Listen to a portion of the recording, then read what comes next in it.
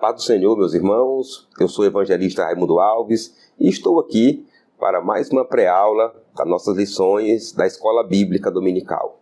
Esse projeto da pré-aula é um projeto bem resumido, porém bem direcionado, bem enxuto, mas também bem completo sobre o conteúdo das lições da nossa querida Escola Bíblica Dominical.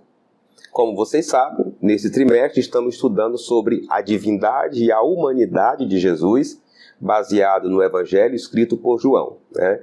Então pega aí o seu material, sua Bíblia, sua revista, seu material para poder fazer suas anotações e vamos à nossa pré-aula de hoje. Hoje nós temos mais uma lição muito especial, lição de número 10, que tem como tema a promessa do Espírito. A leitura bíblica, que é base dessa lição, está em João no capítulo 14, também capítulo 16, também capítulo 20, tá? E mostra aí para nós alguns diálogos, algumas conversas de Jesus com os discípulos sobre o Espírito Santo. O objetivo geral dessa lição é ensinar que Deus enviou o Espírito Santo, que ele está presente no mundo, está presente na igreja, realizando várias obras. O problema que essa lição visa resolver são as heresias, as falsas crenças, ensinamento errado sobre a pessoa e também sobre as obras que o Espírito Santo realiza. Esta lição está dividida em 3 partes, 3 tópicos, cada tópico também dividido em 3 subtópicos. E nós já iremos iniciar pelo primeiro tópico, onde trata aí sobre a promessa do Pai. Iremos estudar essa parte da promessa do envio do Espírito Santo. Vamos iniciar aí com o primeiro subtópico. Jesus enviará o Consolador. Em João, no capítulo 14, lemos: Ele vos dará outro Consolador. Este Consolador é o Espírito Santo, que habita convosco e estará em vós. Quando o Consolador chegar, convencerá o mundo do pecado, da justiça e do juízo, evidenciando a sua atuação regeneradora. Então nós temos aqui a primeira abordagem sobre o tema da lição, a promessa. Jesus fez essa promessa, que rogaria ao Pai e o Pai enviaria outro Consolador. Outro, porque Jesus já era um, já estava ali consolando, ajudando a igreja naquele momento. E o Pai cumpriu com a promessa e realmente enviou o Espírito Santo sobre os discípulos, sobre a igreja primitiva. E nesse primeiro subtópico aqui, o autor já faz aí uma rápida abordagem, uma rápida pincelada sobre a principal atuação do Espírito Santo, que é uma atuação tanto no mundo, convencendo do pecado, como também na igreja, edificando a igreja. Nós iremos conhecer mais esse papel do Espírito Santo no decorrer da lição. O Consolador. No grego, Consolador é Paráclitos e se refere a alguém chamado para ajudar, encorajar, interceder por outra pessoa. Alguém que desempenha o papel de advogado ou consultor especial. A expressão outro Consolador designa que o Espírito Santo como uma pessoa.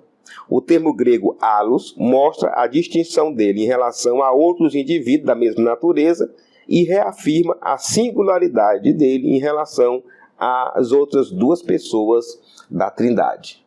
Então, para nos ajudar a entender a expressão de Jesus, outro Consolador, o autor aqui fez uso de 2 palavras do grego que foram traduzidas para o português. Primeiro, a palavra Consolador, que é Paracleto ou Paráclito, É uma palavra usada no grego no tempo de Jesus para demonstrar alguém que ajudava o outro, que defendia o outro, Não só consolar no sentido de choro ou de tristeza, mas também oferecer ajuda, oferecer socorro a alguém. Isso que quer dizer a palavra Paráclito, traduzida para o português como Consolador.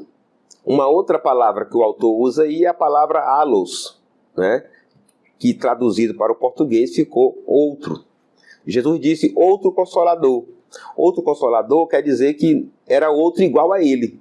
Diferente dele, porque era outro, não era ele, porque ele iria voltar para o Pai, mas ao mesmo tempo idêntico a ele, conforme a ele, porque se vai enviar outro é alguém da mesma semelhança. né? Então o autor usa essas duas palavras aí, em grego, traduzidas para o português, para nos ajudar a entender melhor essa expressão que Jesus falou.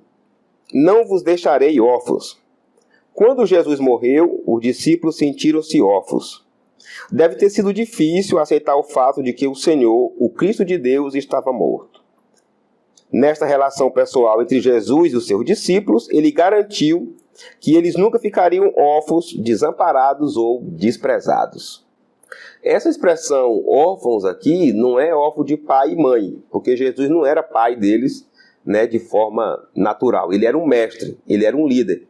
Era como se Jesus estivesse dizendo: olha, não vou deixar vocês sem alguém para estar ajudando, auxiliando vocês, sem um mestre, sem um rabi, sem um guia, né? Essa era a expressão que Jesus queria falar, traduzindo aí, trazendo aí para a nossa linguagem de hoje. E Jesus fez essa promessa em forma de garantia, né? Ele garantiu, ó, vocês não vão ficar órfãos, ou seja, vocês não vão ficar sozinhos, não vão ficar desamparados. Eu vou rogar ao Pai, ele vai enviar outro Consolador, ou seja, alguém que não é eu, mas alguém que é igual a mim. E o Pai enviou e o Espírito Santo está aí atuante na igreja. Vamos então concluir este primeiro tópico. Nós estudamos que Jesus prometeu o envio do Espírito Santo. O Consolador não seria Jesus, mas seria alguém igual a ele em divindade. E estudamos também que o Consolador foi enviado pelo Pai para os discípulos, para a igreja, não se sentirem desamparados. Vamos agora estudar o segundo tópico da lição. E o objetivo aqui desse segundo tópico é a gente meditar sobre a ação do Espírito Santo nos discípulos e também no mundo. Afinal de contas, né, o Espírito Santo, ele é quem convence o homem do pecado, né, do juízo, da justiça de Deus. Então vamos estudar essa atuação do Espírito Santo, começando aí pelo primeiro subtópico. João capítulo 20, versículo 22. No contexto que envolve os versículos 21 e 22, o nosso Senhor apareceu ressuscitado e glorificado. O cenário em que Jesus se apresenta ressuscitado como um corpo glorificado remete tanto ao contexto anterior, João capítulo 20, como ao imediato de João no capítulo 20 e versículo 22. Este subtópico requer muito cuidado. O texto citado aqui é aquele texto bíblico, é o versículo que diz que Jesus soprou o Espírito Santo sobre os discípulos. E para a gente entender isso aqui, o autor fez aí duas abordagens, viu? Ele mostrou o contexto anterior e mostrou também o contexto imediato, o contexto que está mais à frente desse texto, João capítulo 20, versículo 22, para a gente entender melhor. Então, mas o que é contexto, né? Contexto é a situação que ocorre em um texto, para ajudar a entender.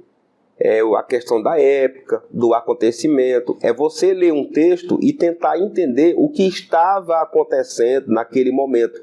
O contexto histórico, o contexto cultural, né? O que faz parte daquela ação. Então a ideia aqui do autor é mostrar os textos bíblicos que complementam esse texto, esse versículo que fala que Jesus soprou sobre os discípulos. Bora lá. Então, eu preparei aqui uma arte para lhe ajudar a entender o que o autor está dizendo. Essa parte que está aí de forma cinza mais clara é o contexto anterior, é o que está antes do texto. São os fatos que aconteceram antes do texto. E o que está aí no formato mais escuro é o contexto imediato, é o que está mais à frente. Então, nós temos o texto que o autor está usando aí, que é essa parte azul, e nós temos aí as duas partes do texto. É sobre isso aí que o autor está falando, tá? Que esse texto, que Jesus soprou, o Espírito Santo sobre os discípulos, tem todo um contexto, tanto anterior como também imediato. O sentido de soprou sobre eles o Espírito.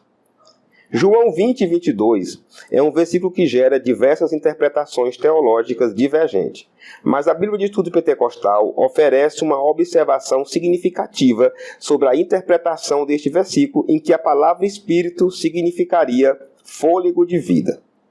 A expressão presente em João 20 e 22 sugere que o Espírito foi soprado para trazer uma nova vida, edificando uma regeneração do discípulo como uma obra do Espírito ocorrida no dia de Pentecostes. O autor fala aí que esse texto de João, no capítulo 20, versículo 22, tem gerado várias interpretações e várias aplicações desse texto, interpretações que se divergem. Mas o autor usa aí, na revista aí, na lição, a interpretação colocada aí no rodapé da Bíblia de Estudo Pentecostal, aonde usa as palavras originais aí do que a Bíblia foi escrita, né, e diz que esse sopro quer dizer fôlego de vida, né? Então Jesus soprou o Espírito Santo e eles receberam ali o Espírito Santo como sinal de uma nova vida, de uma nova criatura. É isso que o texto quer dizer. Uma outra questão que o autor quer deixar claro é que esse episódio em que Jesus soprou o Espírito Santo sobre os discípulos aconteceu antes do dia de Pentecostes, tá? Houve esse episódio aí os discípulos receberam o Espírito Santo. No dia de Pentecostes, eles receberam um revestimento do Espírito Santo, um revestimento de poder. Mas nós vamos chegar lá. Um episódio anterior ao Pentecostes. Em João, no capítulo 20, versículo 22, também se lê: recebei o Espírito Santo. Essa expressão surge como consequência de uma menção assoprou sobre eles, indicando que o Espírito Santo habitou os discípulos naquele momento específico. A partir desse ponto, os discípulos tornaram-se nova criação, completamente regenerado e sendo governados, habitados e vivificados pelo Espírito Santo. As citações do autor aqui não ficaram assim tão diretas, tão fácil de entender. Mas o que ele quis dizer aqui é que Jesus soprou o Espírito Santo sobre o discípulo e os discípulos receberam o Espírito Santo através do sopro que Jesus fez. É isso aí. Resumindo, é isso aí. Jesus soprou e eles receberam. Só que esse recebimento do Espírito Santo não foi algo em vão, né? Foi algo que provocou neles uma mudança de vida. Porque agora eles são transformados, regenerados, se tornaram uma nova criatura, né? Uma nova criação, e a partir daí passaram a agir moldados e direcionados pelo Espírito Santo. Aí o Espírito Santo passou a habitar de verdade dentro deles. Já o que aconteceu no dia de Pentecostes foi um revestimento de poder, direcionado principalmente para o trabalho missionário que a igreja primitiva precisava fazer. Então, os que estavam ali no cenáculo já tinham o Espírito Santo, e naquele dia, não é, eles foram revestidos por esse Espírito, foram revestidos de poder para cumprir o seu papel missionário. Vamos então concluir o nosso segundo tópico, né? Nós estudamos aqui que Jesus ressuscitou e, após ter ressuscitado, soprou sobre os discípulos o Espírito Santo. Nós vimos também que esse sopro do Espírito Santo trouxe uma nova vida nos discípulos. E estudamos também que o Espírito Santo passou a habitar nos discípulos mesmo antes do dia de Pentecostes. Vamos agora estudar o terceiro tópico da lição. E aqui vai tratar sobre a descida do Espírito Santo, o revestimento do Espírito Santo que aconteceu no dia de Pentecostes, tá? Que já é um outro episódio diferente daquele de que Jesus soprou sobre os discípulos. De repente, 50 dias depois da Páscoa, celebrava-se a festa da colheita no dia de Pentecostes. Foi ao final desse dia, ainda não concluído, após ter feito a promessa de recebimento de poder, que de repente ocorreu um acontecimento extraordinário, o derramamento do Espírito Santo. Então, Jesus apareceu aos discípulos em um período que se entende que foi entre a Páscoa e o dia de Pentecostes. O dia de Pentecostes, lá em Israel, acontecia 50 dias após a Páscoa. Por isso que vem a palavra penta, aí, né, de Pentecostes. Então, Jesus apareceu nesse intervalo e soprou sobre eles o Espírito Santo. Aí, aqui no dia de Pentecostes, conclui ainda mais esse sopro, essa promessa, através do revestimento de poder com a presença do Espírito Santo, que gerou ali o batismo no Espírito Santo. Então, só para poder concluir o raciocínio, o dia de Pentecoste é também conhecido como o dia da colheita, né? É o dia 50 após a Páscoa. E foi nesse dia que cumpriu a promessa que Jesus fez, né? Que eles seriam revestidos de poder, que era para eles ficarem em Jerusalém para ser revestidos de poder. Então, esse episódio do dia de Pentecoste é diferente daquele episódio em que Jesus soprou sobre os discípulos. E todos foram cheios do Espírito Santo. Especialmente no livro dos Atos dos Apóstolos, os teólogos associam ser cheio do Espírito Santo ao batismo no Espírito Santo, como descrito quando dizemos: todos foram cheios do Espírito Santo e, consequentemente, começaram a falar em outras línguas conforme o Espírito Santo lhe concedia que falasse. Aqui, nesse subtópico, o autor traz mais uma interpretação, mais um entendimento teológico de como nós, assembleianos, interpretamos essa situação, como que nós interpretamos esse texto. A expressão ser cheios do Espírito Santo não quer dizer que eles iriam receber o Espírito Santo naquele momento, porque já havia recebido quando Jesus ressuscitou. Mas ser cheios do Espírito Santo, ali, né, representa, mostra ali o batismo no Espírito Santo, que aconteceu lá no cenáculo, em todo aquele mover que a gente já conhece. E é interessante a gente entender o agir do Espírito Santo nessas duas ações, né? Na primeira ação, ali ocorreu uma ação do Espírito Santo de regeneração. Mudou, transformou a vida dos discípulos, né? Já aqui, no dia de Pentecoste, acontece uma ação de revestimento. Lá, uma regeneração para uma nova vida. Aqui, um revestimento para novas atitudes na vida, que seria o quê? A evangelização, o cumprimento do ID, anunciar o evangelho, precisaria desse revestimento de poder. E começar a falar em outras línguas. As línguas que foram faladas nos seus próprios idiomas eram, na verdade, expressões espirituais concedidas pelo Espírito, que habilitou os discípulos a glorificar as grandezas de Deus. Eram línguas desconhecidas por quem falava, mas compreendidas pelos ouvintes. As línguas faladas são evidências físicas, visíveis, do batismo no Espírito Santo. O batismo do Espírito Santo, ocorrido ali no dia de Pentecoste, foi um evento que marcou geral. Marcou a vida da igreja primitiva, marcou a vida de Israel, marcou Jerusalém, né? Marcou a vida dos discípulos que estavam ali aguardando no cenáculo e marcou também a vida daqueles visitantes que estavam ali em Jerusalém naquele dia. Afinal de contas, no batismo do Espírito Santo foi falado em outras línguas, e essas línguas eram as línguas das nações, dos estrangeiros que estavam ali. E o autor fala aí que essas novas línguas, né, serve para evidenciar que ali foi algo espiritual, foi algo extraordinário, foi algo gerado e provocado por Deus através do seu Espírito, mas também serve para mostrar de forma física, de forma material, né, o que é o batismo do Espírito Santo, que é falar em outras línguas, né? Falar em línguas é a evidência física e material que alguém foi batizado no Espírito Santo. Vamos então concluir este terceiro tópico. Nós estudamos aqui que o derramamento do Espírito Santo ocorreu de repente, no dia de Pentecoste. Nós estudamos também que todos que estavam reunidos foram cheios do Espírito Santo. E vimos também que as outras línguas faladas são sinais espirituais e também sinais visíveis do batismo no Espírito Santo. Chegamos ao final da nossa lição e agora nós iremos à conclusão da aula de hoje. A promessa do Pai tem a ver com a regeneração do pecado e com a capacitação do salvo para testemunhar do Senhor Jesus em todos os lugares.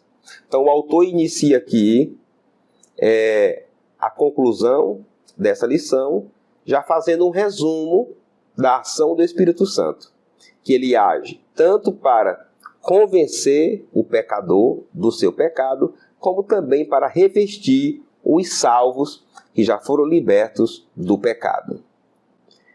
Essa promessa se manifesta completamente em Pentecoste e está presente até hoje para todos que se arrependerem e crerem no Evangelho. Então, a presença do Espírito Santo, ser cheio do Espírito Santo, o batismo no Espírito Santo aconteceu no dia da igreja primitiva, mas está presente ainda hoje na igreja, né? O Espírito Santo continua agindo, continua atuante, continua batizando pessoas para falar em outras línguas ainda nos nossos dias. Até a volta do Senhor Jesus, a promessa do Pai pode se manifestar na vida do pecador, regenerando, e na vida do salvo, batizando-o no Espírito Santo. Então nós temos aqui os dois locais de atuação desse Espírito Santo que foi enviado pelo Pai. Ele age na vida do pecador, levando ele ao arrependimento, e age também na vida do salvo, né? Levando também a esse arrependimento, a essa regeneração, mas principalmente batizando no seu Espírito, batizando com o seu poder, né? E isso levando esse crente, esse salvo, à missão, né? À obra de evangelizar, assim como foi com a igreja primitiva. Vamos agora à aplicação da lição. A ideia aqui é tentar trazer um entendimento em que situações do nosso dia a dia essa lição pode ser aplicada. Então ela pode ser aplicada para, por exemplo, confrontar um estilo de crença que nós temos hoje de pessoas que não crê e nem buscam o batismo no Espírito Santo e nem o revestimento de poder, mas estão aí nas igrejas. Essa lição serve também para contrapor as heresias, os falsos ensinamentos que existem aí em várias seitas, em várias igrejas, ensinamentos errados sobre a pessoa do Espírito Santo e também sobre a obra do Espírito Santo na igreja e no mundo. Essa lição também pode ser usada para refutar, né, contrariar essas heresias, esses falsos ensinamentos, principalmente aqueles que criticam ou de alguma forma são opostas à presença do Espírito Santo na Trindade e até mesmo à existência da Trindade. Nesse texto que nós estudamos hoje está ali a presença de Jesus, a presença do Pai e a presença do Espírito Santo. Como dica pedagógica, você pode criar ali uma situação hipotética em que um irmão é chamado para defender o outro irmão, ser uma espécie ali de advogado, ajudar o irmão numa determinada situação. Depois que você fazer essa dinâmica, você explica que esse é o principal papel do Espírito Santo quando ele é chamado de Consolador. Ele é o nosso Consolador, nosso ajudador, o nosso advogado, o nosso auxiliador. E assim, meus irmãos, chegamos ao final de mais uma pré-aula. Eu quero agradecer a sua presença, o seu estudo até aqui e pedir que Deus, através do seu Espírito Santo, ilumine a tua mente, te guie, te conduza em uma boa aula da Escola Bíblica Dominical. Se Deus nos permitir, próxima lição, estaremos aqui de novo com a nossa pré-aula. Que Deus te abençoe.